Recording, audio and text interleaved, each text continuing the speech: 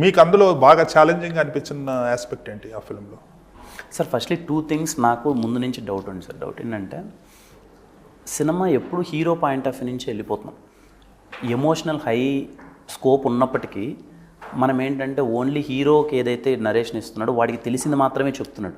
పక్కన క్యారెక్టర్ని విలన్ అని చెప్పేస్తున్నాం, వాడేదో చేస్తున్నాడని చెప్తున్నాం, కానీ వాడి పర్పస్ ఏంటి, వాడి వెనకాల బ్యాక్డ్రాప్ ఏం జరుగుతుందో చెప్పట్లే.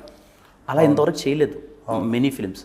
అప్పుడు ఏమైపోద్దంటే సడన్గా వీడు విలన్ అనేసరికి ఎలా కనెక్ట్ అవుతారు, వాడి ఎమోషనల్ ఆర్క్ కానీ వాడి మైండ్ సెట్ కానీ మనం చెప్పట్లేదు కదా, ఓన్లీ మనం హీరో నుంచి వెళ్ళిపోతున్నాము, ఆ హైస్ ఏమన్నా మిస్ అయిపోతామన్న భయం ఒకటి ఉంది సార్.